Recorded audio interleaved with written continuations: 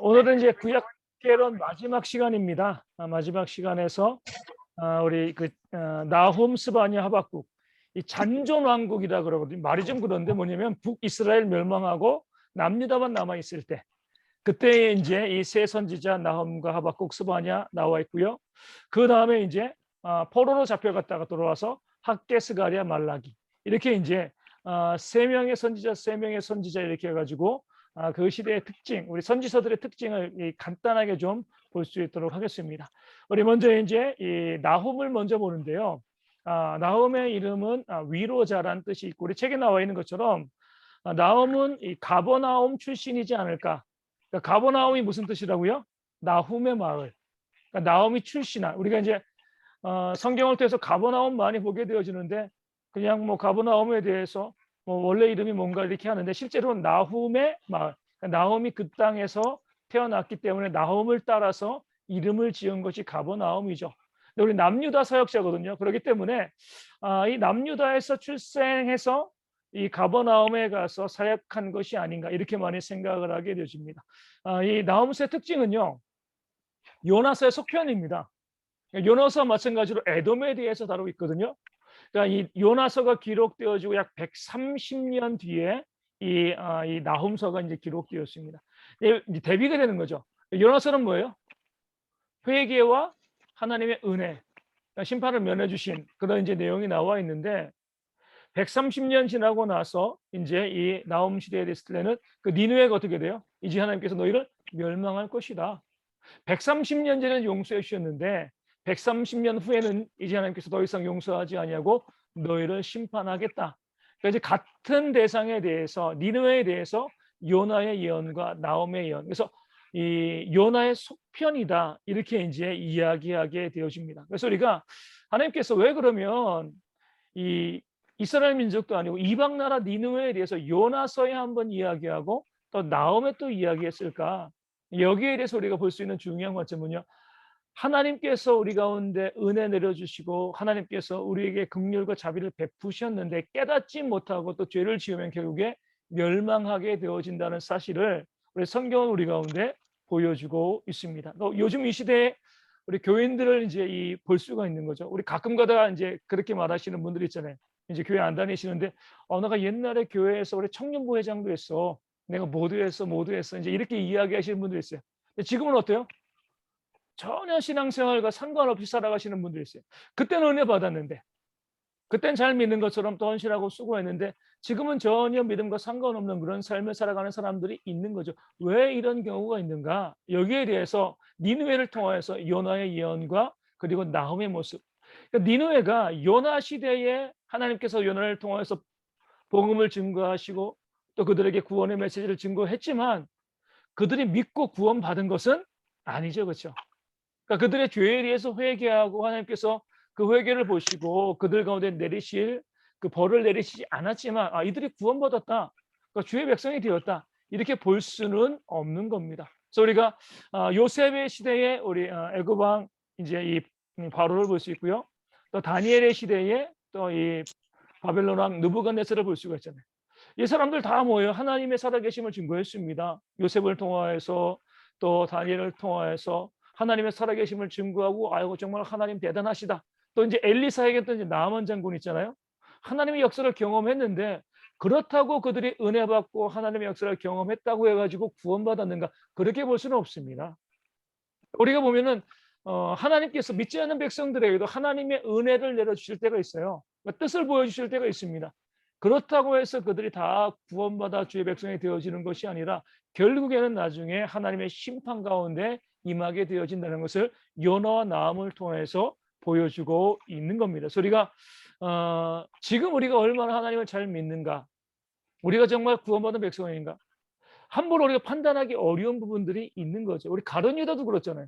예수님에 의해서 12명의 사도 중에 한 명으로 택감을 받았고요. 말씀을 늘 들었고 그 기적을 받고요. 또 우리 70인에서 우리 제자 파송할 때 또 파송되어서 귀신도 쫓아내어지고 많은 능력을 행했는데 결국에는요. 예수님을 배반했잖아요. 이런 일들이 교회 가운데 벌어질 수 있다는 것을 이 요나서와 나훔서는 보여줍니다. 우리 이제 이 몇 번께서 이야기했는데 히브리서 우리 6장 4절에서 6절 말씀을 통해서 보면 이런 내용이 있습니다.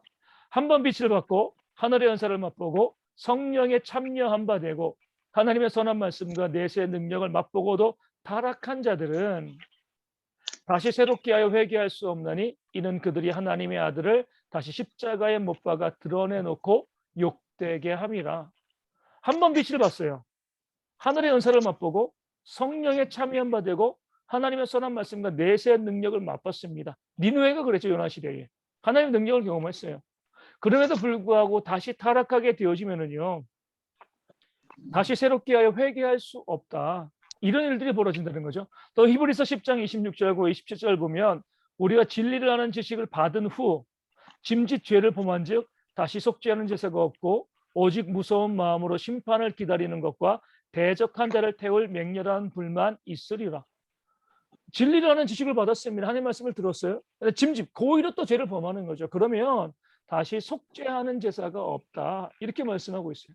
우리 교회 가운데서도 보면 니느웨처럼 처음에 잘 믿는 것처럼 보이다가 나중에 이단으로 빠지거나 나의 신앙을 포기해버리는 그런 사람들이 있어요. 그런 사람들에 대해서 구원받았다 떨어졌다 이렇게 보시면 안 됩니다. 애시당초 구원받지 못했음에도 불구하고요. 그럼에도 하나님의 말씀에 두려워할 수도 있고요. 은사를 경험할 수도 있습니다. 은사 경험하고 말씀에 두려워하고 또 하나님의 성령에 참여한 바가 되었다. 무조건 구원받는 거 아니에요. 그럼 우리가 이제 이런 의문이 되는 거죠. 그럼 나는 구원받은 것인가? 아니 이렇게 말씀의 빛도 보고 또 성령에 참여한 바 되어지고 또 진리라는 지식을 받았는데 그럼에도 타락한 사람들이 있는데 그러면 나는 그런 사람이지 않을까? 나는 정말 구원받았을까? 이 생각을 하게 되어집니다. 우리가 나훔서가 그 사실을 보여주는 거죠.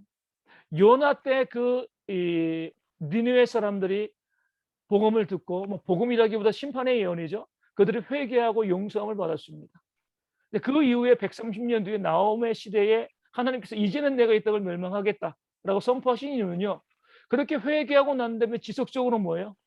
더 악해지고 더 죄를 지었기 때문에 그런 거죠.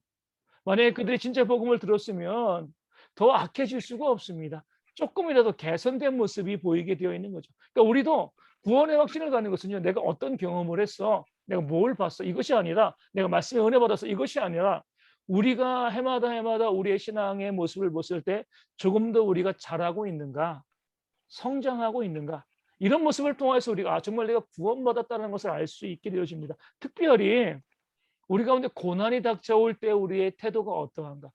좋은 일이 있을 때는 항상 좋아요. 옛날이나 지금이나. 근데 우리가 신앙이 자란다는 것은요.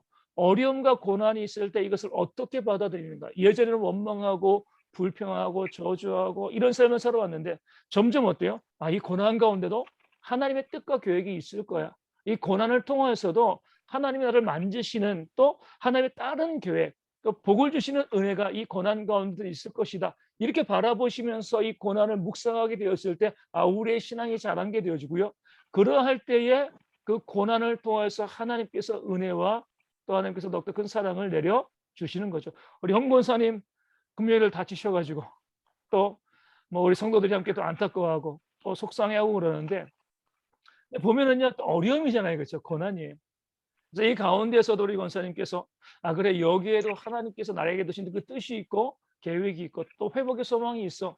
비록 힘들고 어렵지만 또 기도하고 또 찬송하면서 이 고난을 이기는 이시면 욥이 갑절의 축복을 받은 것처럼 그 고난을 통해서 더욱더 큰 은혜를 주시는 하나님의 그 사랑을 받게 되어지는 거죠.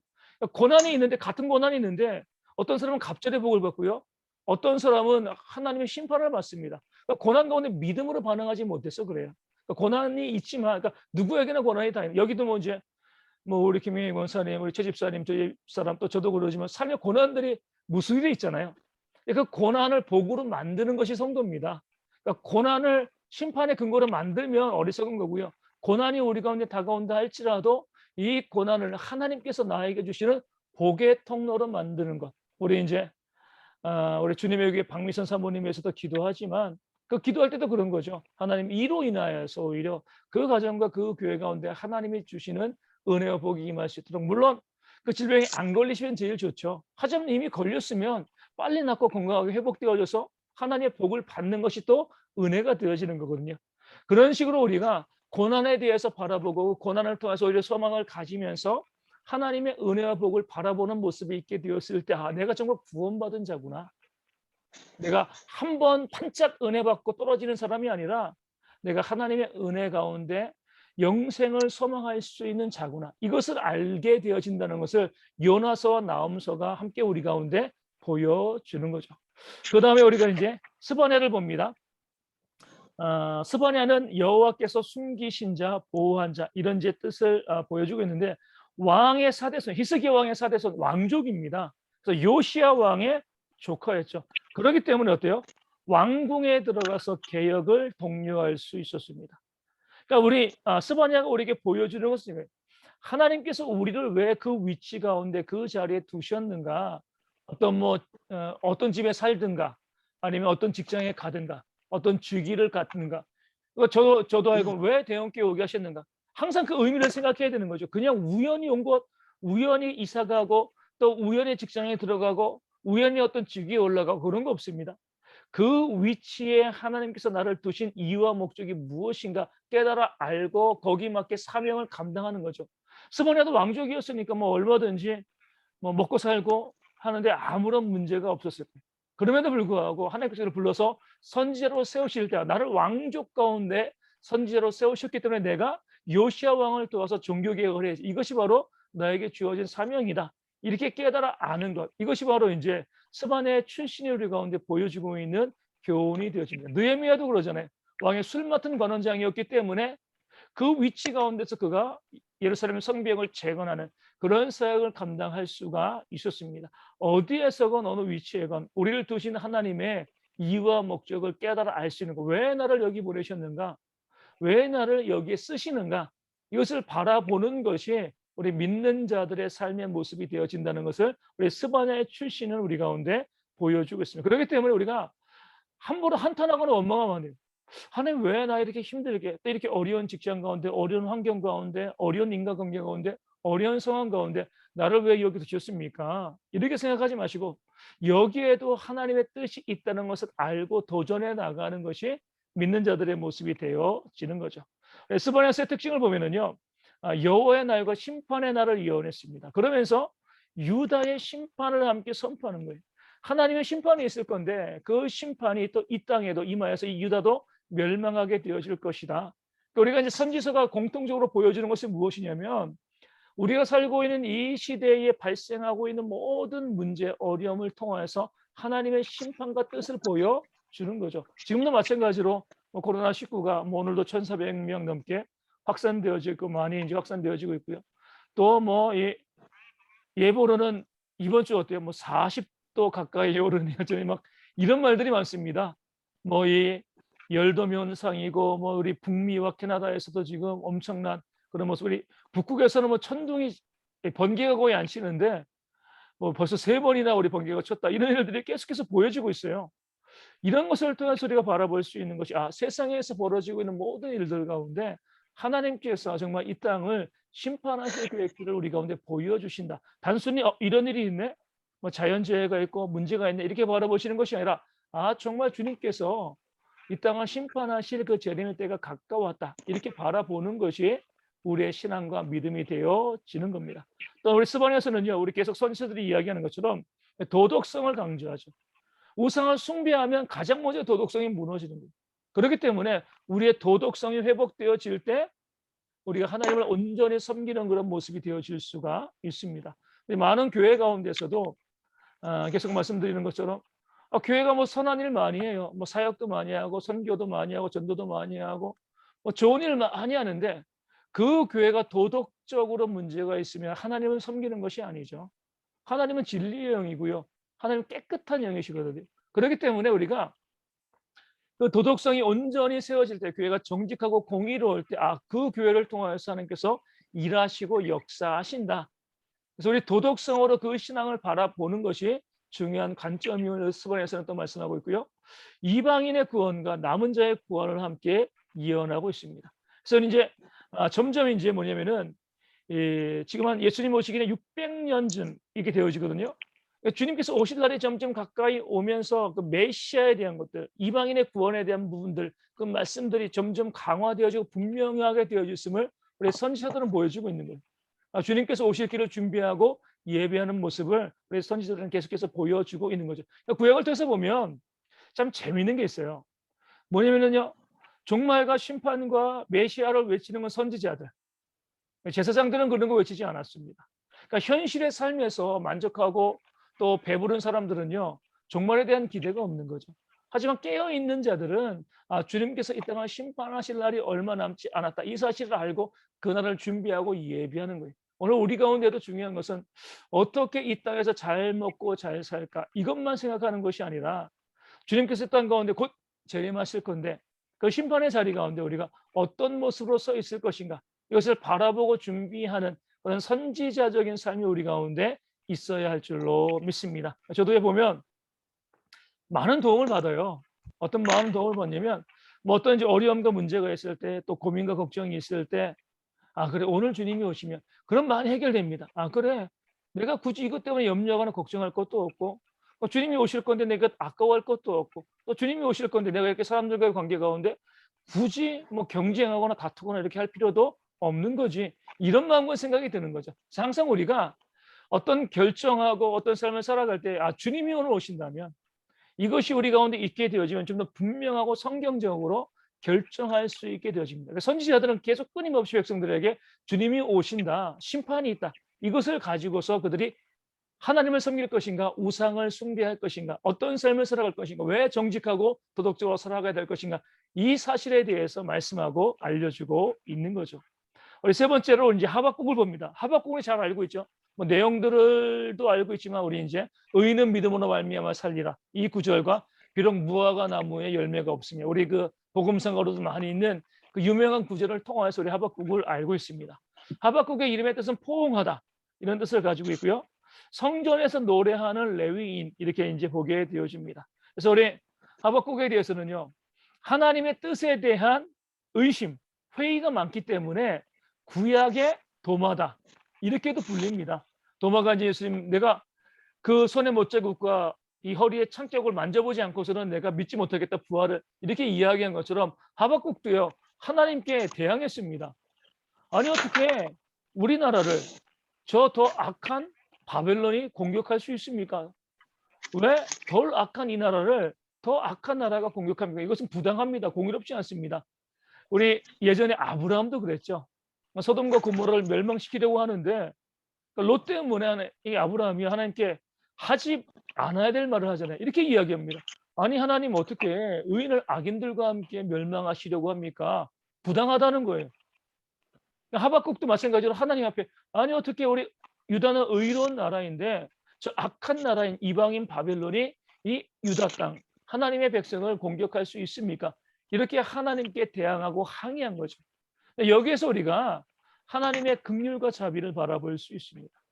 하나님께서는 그렇게 백성들이 비록 어리석은 소리이지만 어리석은 모습으로 하나님께 대항하고 회의하고, 하나님 옳습니까 옳지 않습니까 따지는데 당연히 하나님이 옳으시죠. 그럼에도 불구하고 뭐 하시는 거예요? 들어주신다는 거예요. 어리석은 인간이 하나님에 대해서 막 따질 때 하나님께서 심판하시고 저주하시는 것이 아니라 그 어리석음을 받아주시면서 우리가 하나님께 묻고 따지는 것에 친절하게 답해 주시는 그런 하나님의 모습을 성경은 우리 가운데 보여주고 있습니다. 이게 바로 교회의 진짜 모습이죠.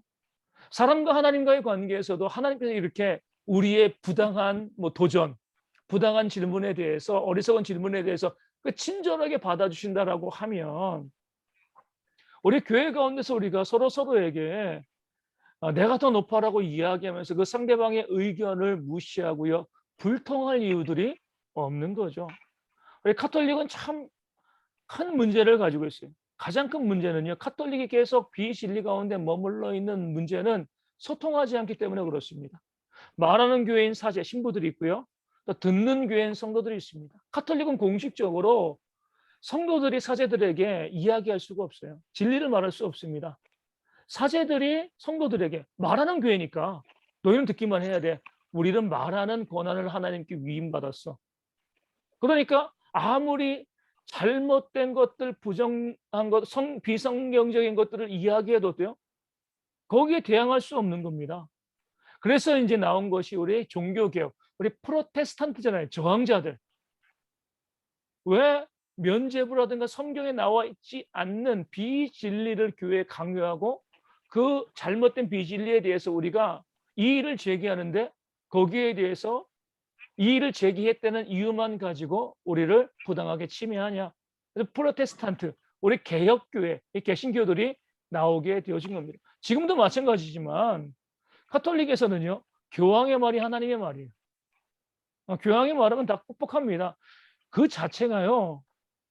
정말 비민주적이고 비성경적인 조직이 되어집니다. 하나님께서도 아브람도 그러고 하박국도 그러고 하나님 이게 옳습니까? 하나님 그러면 안 되죠.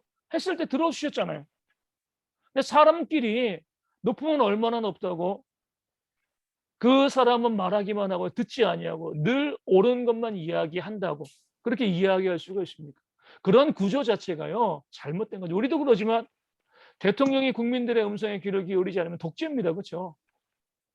같은 사람인데 완벽하지 않잖아요. 대통령도 실수할 수 있고 잘못할 수 있는데 백성들의 이 민심이죠. 음성의 귀를 기울일 때 나라가 바르게 세워질 수가 있습니다. 교회도 마찬가지예요. 목회자는 하나님의 대리인이죠. 맞아요. 성도들도 하나님의 대리인입니다. 목회자만 대리인이 아니에요. 우리 모두는 다 하나님의 대리인이에요. 그렇기 때문에 목회자가 어떻게 항상 바른 진리만을 이야기할 수 있어요. 틀릴 수 있잖아요. 그렇죠? 잘못할 수 있습니다. 그렇게 되었을 때 성도들이 목회자에서 무엇이 옳고 그른가를 이야기할 수 있어야죠. 근데 사람들이 두려워합니다. 목회자에게 이렇게 이야기하면 하나님께 대항하는 건데 하박국은 하나님께도 대항했어요. 하나님 받아주셨습니다. 목회자도 사람이죠. 하나님이 아니에요. 우리 모두는 다 하나님의 대리인이죠. 그래서 제가 이제 처음에 대형교회 왔을 때 벌써 한 10년 전인데 가장 하고 싶다가 결국 중간에 포기한 것 중에 하나 이거죠. 우리 이제 예배 이후에 티타임을 좀 가지려고 했잖아요. 티타임에 뭐 하려고 했냐면 오전에 들었던 말씀에 대해서 한번 질문하시고 뭐 잘못된 것이 있으면 나눠보시고 또 잘 이해되지 않는 부분들이 있으면 좀 함께 이제 그 부분들을 이해할 수 있도록 시간을 가집시다. 자연스럽게 이야기합시다. 근데 아무도 안 하시는 거예요. 그러니까 우리는 아직도 성도님들 어때요? 목회자가 설교했는데 목사님이 말씀 증거하셨는데 거기에 뭐 토를 단다거나 아니면 뭐 이것이 목사님 문제가 있는데 이렇게 이야기하는 것을 되게 뭐요? 부정적으로 생각을 합니다. 근데 보면은 우리 청교도들은 그랬어요. 항상 주일 오전 말씀 들으면 점심 먹고 모여가지고요. 들은 말씀에서 토론했습니다. 그런 목회자가 더 말씀을 잘 준비하고요. 또 진리가 분명해지고 목회자가 잘못한 거 있으면 실수고 인정하고 말씀이 잘못 전달될 수가 없잖아요. 근데 한번 딱 일단 전달하고 나서 끝나버리면 성도들이 받아들이지 않으면 끝나는 거잖아요. 의미가 없을 수 있는 거죠. 그래서 우리가 항상 교회가 교회다워지기 위해서 가장 중요한 것은요. 서로 소통하는 거예요. 목회자도 성도에게 이야기하고 성도도 목회자에게 이야기하고 서로끼리 이야기하고. 그래서 우리가 가장 경계해야 될 것은 나만이 옳다라고 생각하는 거. 하나님만은 옳으신 거예요. 그렇죠? 나의 성경 해석도 틀릴 수 있습니다. 저의 의견도 틀릴 수가 있어요. 잘못된 해석일 수 있는 거죠. 그런 마음을 가지고 열린 마음을 가지고 함께 세워져 나가는 것이 그 진리의 공동체의 모습이 되어짐을 하박국은 보여주고 있습니다. 우리 하박국의 특징 보면 첫 번째 보면 이거죠. 하박국이 질문하죠. 악인이 의인을 칠 수 있습니까? 이렇게 질문하잖아요. 바벨론이 남유다를 칠 수 있습니까? 이렇게 이제 질문을 하는데 이것은 질문 자체가 잘못된 겁니다. 하박국의 이 생각은 뭐예요? 바벨론은 이방인이고 그렇기 때문에 그들은 악하다. 남유다는 택함을 받은 백성이니까 선하다. 의인이다. 네, 하나님께서는요. 그 외적인 조건을 가지고 의인과 악인을 나누지 않습니다. 의를 행했는가 악을 행했는가. 하나님께서 남유다를 공격하신 이유는 치시는 이유는 뭐예요? 악을 행했기 때문에 치시는 것이지 의인임에도 치시는 건 아니거든요. 그런데 하박국은 바벨론이 악하다고 보니까 오늘 아침 말씀드린 것처럼 상대적으로 비교하면서 유다는 바벨론보다 선한데 어떻게 좀 악한 자가 우리를 선한 자들을 좀 더 선한 자들을 공격할 수 있는가? 어떻게 악인이 의인을 공격하는가? 이런 구조 자체가 그런 생각 자체가 잘못되어진 겁니다. 악을 행했기 때문에 악인이지 무조건 뭐 목사라고 해가지고 무조건 선인인가요? 무조건 의로운 거 그렇지 않아요. 교회 직분자라고 해서 무조건 의로운 게 아니거든요. 교회 다닌다고 무조건 구원받는 거 아니에요.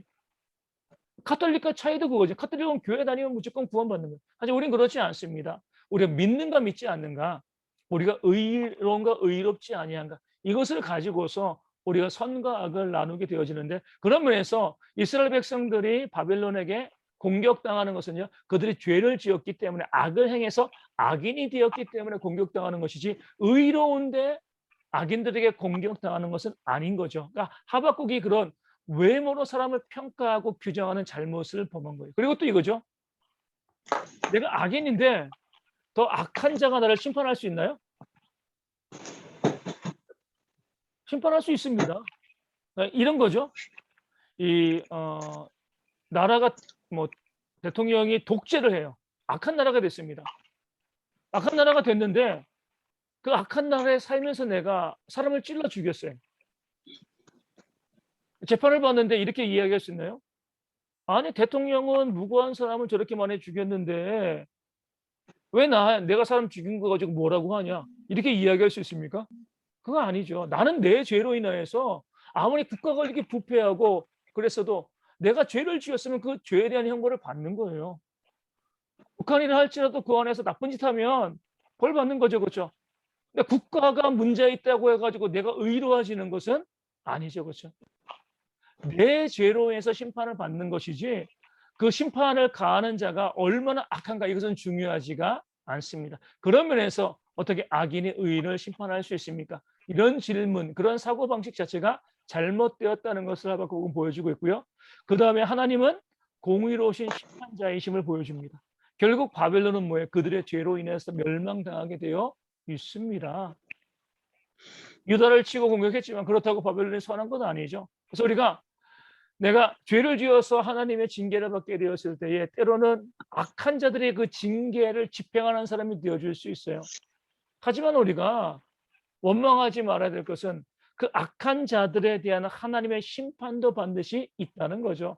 누가 나를 치건 공격하건 내가 더 선한데 네가 나를 왜 때려, 나를 왜 공격해, 이렇게 이야기할 필요가 없어요. 그 사람의 악에 대해서는 하나님께서 그 사람에게 심판하시는 것이지, 내가 그 사람에 대해서 이야기하고 원망하고 불평할 것이 없는 거죠. 마지막으로 하박국은요, 우리가 잘 알고 있는 것처럼 의인은 믿음으로 살아간다는 것. 믿음으로 살아간다는 것은 이 정직하고 선한 삶을 살아가는 것, 우리 의로운 삶을 살아가는 것이죠. 그리고 또 믿음이 있다는 것은 뭐예요? 아까 말씀드린 것처럼 고난과 어려움과 문제가 있을 때도 기뻐할 수 있는 것. 무화과 나무에 열매가 없고요, 포도나무에 송이가 없고, 또 우리 이 외양간에 송아지가 없고 다 없어도 난 여호와로 말미암아 기뻐하겠다. 이것이 바로 하박국의 고백이잖아요. 이게 바로 믿음이에요. 하박국이 말하는 믿음, 의인은 믿음으로 말미암아 살리라는 것은요, 어떤 어려움과 문제가 다가온다 할지라도 하나님이 계시기만 하면 하나님께서 우리 가운데 소망을 주신다는 거죠. 우리 가운데 회복의 역사를 이루신다는 것. 그래서 우리가 믿는 사람들은 절망하면 안 돼요. 아무리 고난과 어려움과 아픔이 다가온다 할지라도 하나님이시기에 결국 우리 가운데 길을 열어주실 것이다. 그래서 우리가 늘 묵상해야 될 것이 바로 홍해죠. 홍해. 앞에는 홍해 바다가 있고요, 뒤에는 애굽의 군대가 쫓아오고 있습니다. 절망이죠. 진퇴양난이잖아요. 도관에 든 쥐입니다. 그런데 그런 고난이 다가와야지만 뭐가 있어요? 홍해가 갈라지는 역사를 경험할 수 있는 겁니다. 우리의 삶에 어떻게 보면 참 아이러니하지만 우리 고난 없이 역사를 경험하기를 바라지만, 고난이 없는데 하나님께서 우리 가운데 역사를 펼치실 이유가 어디 있어요? 없죠. 고난이 있으니까 역사가 보여지는 겁니다. 그래서 우리가 고난과 어려움이 다가올 때 믿음을 가지시고, 여기서 하나님께서 어떻게 우리를 벗어나게 하실 것인가, 어떻게 우리를 살리실 것인가 기대하고 소망하는 그런 믿음을 보이는 것이 우리 성도들의 이 진짜 믿음이 되어진다. 하박국서가 우리 가운데 말씀해주고 있습니다. 그다음에 우리가 이제 세 번째로 이제 포로 귀환 시대의 선지서 학개와 스가랴와 말라기를 보는데요. 학개와 스가랴, 말라기의 이 선지자의 공통점은 이거예요. 선지자가 뭐예요? 제사장이다. 지금 에스겔을 통해서도 뵀잖아요, 그렇죠? 이제 나라가 멸망하기 이전에는 왕과 선지자와 우리 제사장이 서로 분리되어 있는데, 나라가 멸망하고 나니까 하나님의 통치가 이루어지면은요, 왕과 선지자와 제사장이 그 직분의 융합이 이루어지는 거예요.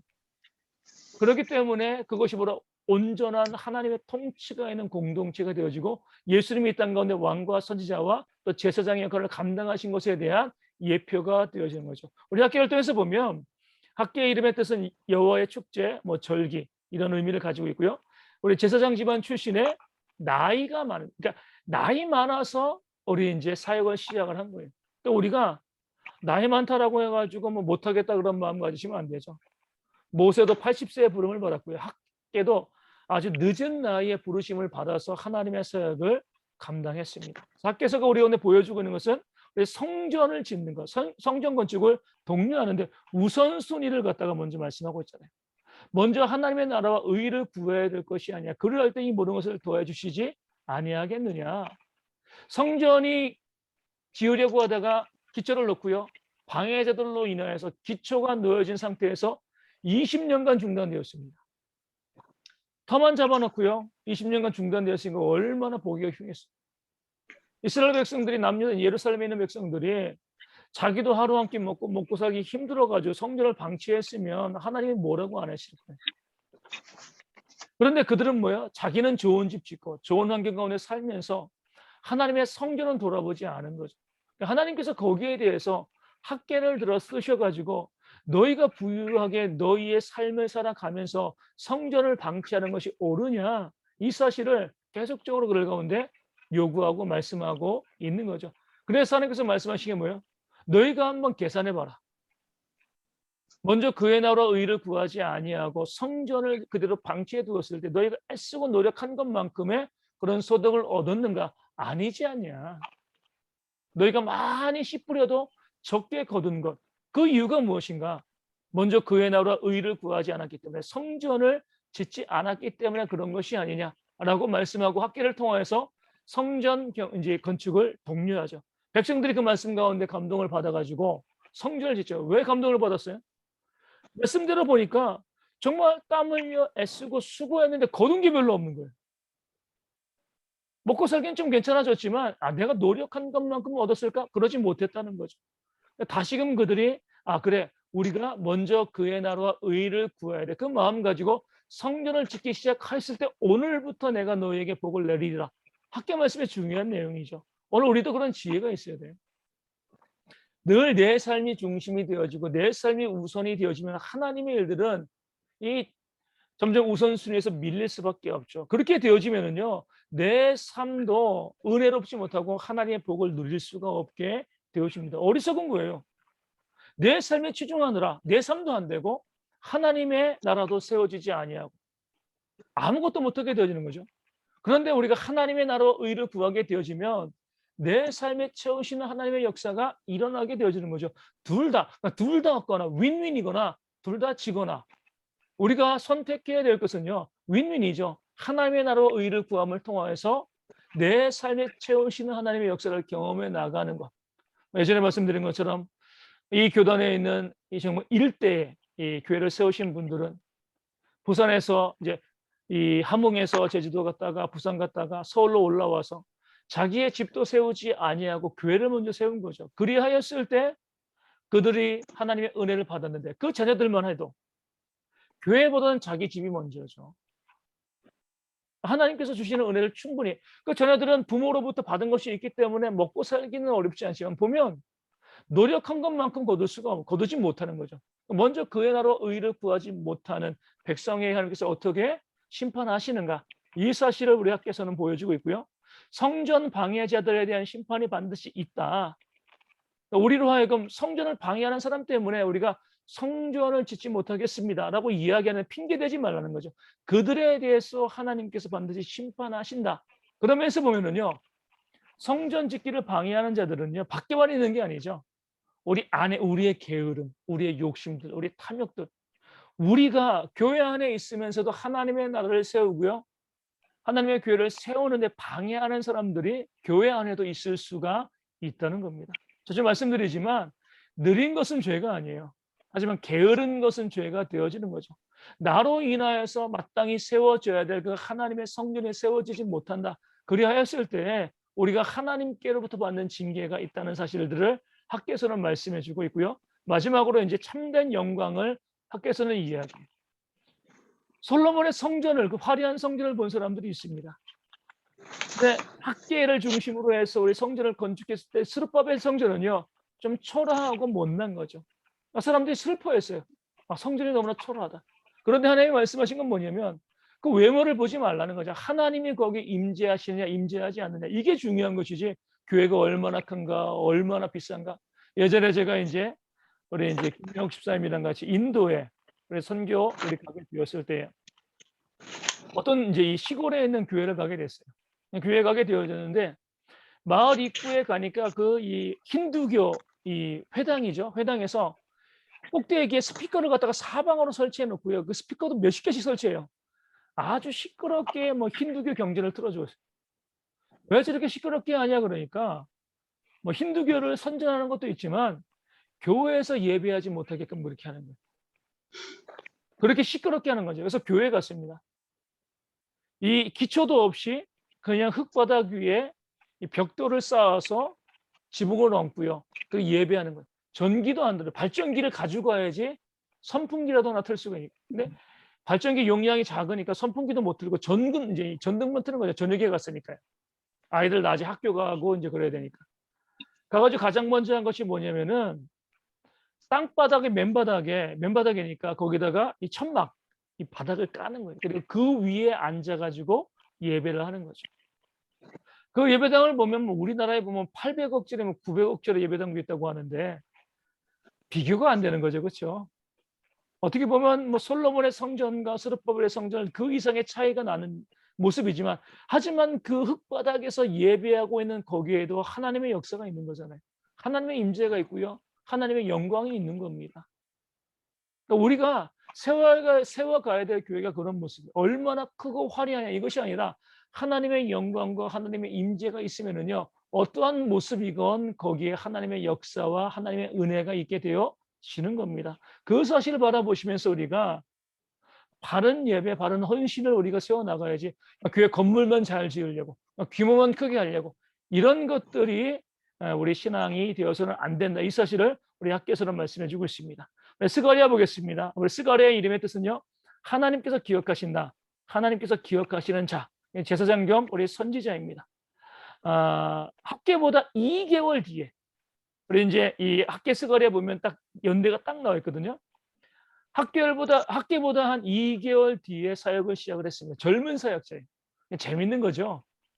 학계는 나이 많은 사역자이고 스가랴는 젊은 사역자예요. 동시대에 같은 지역에서 우리 이제 뭐 이 이사야와 미가도 동시대에 사역했지만 왕궁과 백성 서로 다른 지역입니다. 다니엘과 에스겔도 동시에 사역했지만 위치가 달라요. 하지만 이 학계와 스가랴는 달랐습니다. 동시대에 같은 장소에서 우리 헌신한 거죠. 학계는 나이 많은 선지자, 스가랴는 젊은 선지자. 하나님께서 성전 건축이라는 귀한 사역을 감당함에 있어서 팀워크를 이루신 거예요. 얼마나 힘들었겠습니까? 나이 많은 선지자 혼자서 그 사역을 감당할 때 얼마나 체력이 부족했겠어요. 그러니까 스가랴를 붙여줘서 함께 성전 건축을 독려하면서 하나님의 사역을 감당하게 하신 것, 이것이 바로 학계와 스가랴의 특징이 되어집니다. 이 시대도 마찬가지로 하나님께서는요 우리로 하여금 동역하기를 원하시는 거예요. 학계와 스가랴, 나이 많은 자와 젊은 자가 동역한 것처럼 남녀노소를 막론하고 우리가 함께 교회를 세워가는 그런 역할을 감당하는 모습. 나중에 말라기도 마찬가지지만 말라기는요 느헤미야와 동역했습니다. 누가 더 낫냐, 누가 더 모자라냐, 뭐 누가 더 뛰어나냐 이거 따지지 말고요, 함께 힘을 합쳐서 하나님의 역사를 만들어 가는 것이 교회가 되어지는 거죠. 또 뭐 앞장서서 이름도 날리고 얼굴을 보이는 사람도 있고 뒤에서 숨어서 헌신하는 사람들도 있겠지만 그게 중요한 게 아니라 교회를 함께 세워져 나가는 것이 하나님께서 원하시는 모습임을 학교와 스가랴는 보여주고 있는 거죠. 오늘 우리도 마찬가지입니다. 함께 사역하고 함께 헌신해야 돼요. 혼자 하면 편할 수 있지만 하나님의 일들이 이루어지지 않습니다. 무엇이건 힘들고 어렵지만 함께 손잡고, 그래서 우리가 기도할 때 모든 성도들이 조금씩이나마 이 봉사와 헌신의 자리에 다 동참해 나가는 것이 우리 교회 비전과 꿈이 되어야 돼요.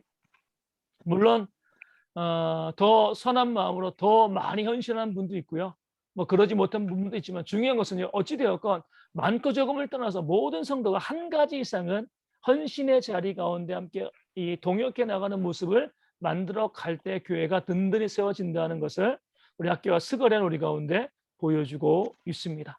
우리 이제 스가랴 특징을 보면은요, 성전의 의미죠. 우리 스가랴에서 우리가 지난번 보긴 봤었는데 성전을 지으라라고 이야기하면서 그 성전만 바라본 것이 아니에요. 그 성전을 통해서 뭘 바라보는 거예요? 메시아 왕국, 새 하늘과 새 땅, 주님의 재림과 심판을 바라보게 하는 거죠. 궁극적인 하나님의 교회를 바라보는 거예요.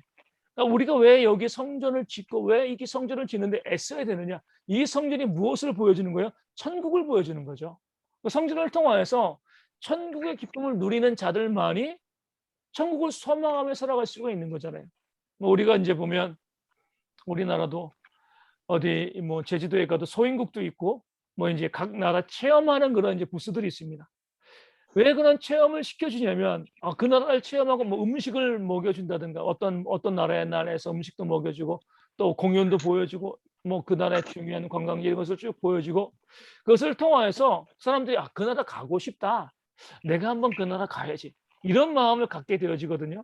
마찬가지로 하나님께서도 왜 성전을 짓고 교회를 만들라고 하시는가? 우리로 하여금 교회가 정말 천국과 같은 공동체가 되어지면 성도들이 어때요? 그러니까 마라나타의 신앙을 갖게 되어집니다. 교회 왔는데 맨날 다투고 싸우고 시기하고 질투하고 뭐 그 지옥과 같으면은요. 누가 천국을 바라보겠습니까? 그래서 우리가 교회 가운데서 서로 양보하고 용서하고 사랑하고 섬김을 통하여서 교회가 정말 천국과 같은 그런 공동체이다. 이것을 보여줄 때 우리 성도들이 주님의 재림과 새하늘과 새 땅을 기대하는 그런 삶을 살아가게 되어지는 겁니다. 우리 성도들이요. 우리 코로나 이후에 다시 모였을 때에 물론 모든 성도가 함께 동참할 수는 없어요. 우리만이라도 좀 더 손해보고 좀 더 섬기고 좀 더 사랑한다 할지라도 하나님의 천국을 만들어가는 그런 모습들이 우리 가운데 있을 때 그것이 바로 교회를 세워가는 의미가 되어지는 거죠. 또 우리가 이제 스가랴에서는요. 성결한 삶을 자주 강조합니다. 그러니까 교회는요. 성결한 자들이 짓는 거죠. 교회를 통해서 성결한 자가 되어지는 것이 아니라 성결한 자들만이 교회를 바르게 세워갈 수가 있습니다. 마음이 부패한 자는요. 교회를 짓는 데 관심이 없습니다. 마음이 성결해야지 이 교회를 온전히 세워갈 수 있어요. 그런 면에서 교회가 성도들의 신앙에 상관없이 그냥 건물만 지으려고 해서는 잘못된 거죠. 성도들을 말씀으로 온전히 세워가고 성결하게 세우면 자연스럽게 뭐예요? 교회를 세워가고자 하는 마음들이 생기게 되어진다는 것을 우리 이제 스가랴에서는 보여주고 있고요. 또 대적들에 대한 심판도 또 보여주고 있고요. 또 메시아의 예언들이 이제 좀 더 분명하게 나오기 시작을 합니다. 그래서 우리 점점 주님의 날이 가까워왔음을 이제 보여주게 되어지는 거죠. 마지막으로 이제 말라기입니다. 저자는 말라기고요. 나의 사자, 여호와의 사자 이런 의미를 가지고 있고요. 우리 말라기도 제사장 직분의 선지자가 되어집니다. 앞서 말씀드린 것처럼 느헤미야가 와서 성벽을 잘 짓고 종교를 개혁하고 또 나라를 바르게 세워가다. 또 이제 그도 이제 이 제국의 황제에게 이 파송받은 총독이기 때문에 그 사역을 다 감당하고 또 황제에게 다시 돌아가게 되었죠. 근데 참 우리가 볼 수 있는 안타까운 사실은요. 그렇게 느헤미야가 중심이 되어서 교회를 세워왔는데 잠시 자리를 비우니까 어때요? 금세 타락하는 거예요. 그러니까 사단이 그만큼 강력합니다. 우리가 교회를 함께 섬겨야 될 이유가 또 여기 있습니다. 잠시 교회를 떠나면은요, 잠시 떠나는 것처럼 보이지만 금세 사단이 공격하는 거예요. 그래서 우리가 그런 연약한 존재가 우리임을 아는 건데 또 감사한 것은 하나님께서 느헤미야가 떠나고 그 공백 기간에 백성들이 타락할 때 곧바로 말라기를 세웁니다. 선지자를 보내셔가지고 그들의 신앙이 더 타락하지 아니하도록 나중에 느헤미야가 다시 돌아와서 또 개혁을 할 때 함께 협력할 수 있도록 하나님이 역사하시는 거죠. 그러니까 빈자리를 채우는 것도 우리의 신앙이 되어지는 거예요. 어떻게 보면 2인자죠. 느헤미야는 1인자고 또 선지자로 2인자예요. 하지만 함께 그 사역을 감당할 때 누가 주가 되고 누가 부가 되고 중요하지 않습니다. 누군가 빈자리가 있을 때 그 자리를 채워나가면서 교회를 세워나가는 것, 이것이 우리가 교회에서 함께 협력해야 될 모습이 되어지는 거예요. 빈자리가 생기면 나는 저만큼 할 수 없는데 물론 그럴 수 있습니다. 하지만 빈자리를 그대로 남겨두는 것만큼 나쁜 건 없어요. 그렇기 때문에 그 빈자리를 내가 채워가고자 하는 마음을 가지고 헌신하는 삶을 살아가는 것, 이게 중요함을 말라기는 우리 가운데 보여주고 있습니다. 말라기서의 특징은요, 우리 온전한 예배죠, 그렇죠? 어떻게 드리는 예배가 온전한 예배인가? 백성들이 하나님께 드리는 제물이 눈먼 것, 귀먼 것, 다리 저는 것, 흠 있는 제물을 드렸습니다. 뭐 가진 것이 그거밖에 없으면 이해가 가지만 총독에게는요, 좋은 것 드렸거든요. 나중에 11조도 나오잖아요. 하나님께 드리는 11조는 아까워요. 총독에게 내는 세금은요, 어떻게 해서라도 내는 거죠. 그 자체에서 하나님께서 그들이 하나님을 향한 마음이 있는가 없는가 이것을 한번 바라보시는 거예요. 정말 하나님을 사랑하는 마음이 있다라고 하면 그럴 수가 없는 거죠. 하나님께 가장 좋은 것을 드리려고 애쓰는 건데 세상에는 좋은 거 다 주고요. 세금 낼 때는 뭐 어쩔 수 없지만 다 내고, 하지만 하나님께 시간과 물질과 삶을 드릴 때는 아까워하고 이런 모습을 가지고 있으면 온전한 예배자의 모습이 아니다라고 말라기서는 말씀하고 있습니다. 먼저 하나님의 우선순위가 되어지고 하나님의 중심이 되었을 때 하나님의 은혜가 우리 가운데 임하게 되어진다는 것을 말라기서는 보여주고 있고요. 두 번째로 지도자들의 책임에 대해서 말씀하고 있습니다. 백성의 지도자들은 무엇을 하는 사람들인가? 백성들에게 말씀을 바르게 전하고 또 온전한 삶의 모습을 보여주는 것. 그러니까 말씀과 삶이 일치되어지는 모습을 보여주는 것이 진짜 지도자임을 말라기서는 보여주고 있고요. 또 세 번째로 예수님의 이 강림, 이 초림에 대해서 예언합니다. 그러면서 세례 요한에 대해서도 엘리야에 대해서도 말라기서는 예언하죠. 말라기 이후에 400년 동안은 선지자가 없습니다. 마지막 구약의 마지막 선지자이죠. 그러니까 주님께서 오실 길을 이제 아주 구체적이고 분명하게 이 말씀하고 있는 그런 이제 이 선지서가 말라기서가 되어집니다. 중요한 것은요, 말라기서가 엘리야를 이야기하고 주님의 초림을 이야기하고 몇 년 뒤에 예수님이 오시는 거예요? 400년 뒤에 예수님이 오셨습니다. 400년. 그러니까 400년간을 공백기라고 이야기하죠. 근데 마카비 혁명도 있고 많은 것이지만 선지자는 없습니다. 말라기에게 예언하고 400년 뒤에 예수님의 땅에 오신 것. 그럼 주님께서 2000년 전에 우리로 하여금 내가 곧 다시 오겠다라고 이야기하고 이제 2000년의 시간이 지났습니다. 많은 시간이 흘렀기 때문에 사람들이 주님이 오시지 않는 거 아닌가? 주님의 재림이 어디 있어? 이렇게 이야기하는 사람들도 있지만 결국에 시간이 되어지면 400년 뒤에 예수님께서 이 땅에 초림하신 것처럼 이제 2000년이 지나고 어느 때가 되어지면 반드시 주님께서 이 땅 가운데 다시 오실 것을 우리 말라기 선지자는 우리 가운데 보여주고 알려주고 있는 거죠. 그러면서 지금 우리 나타나고 있는 많은 증거들, 노아의 홍수라든가 예수님의 초림 때 보여줬던 그 많은 증거들처럼 주님께서 이 땅 가운데 다시 오실 그때가 가까이 왔음을 성경 우리 가운데 증거하고 보여주고 있습니다. 이것이 바로 말라기서의 중요한 주제들 특징이 되어지는 겁니다. 혹시 우리 질문 있으신가요?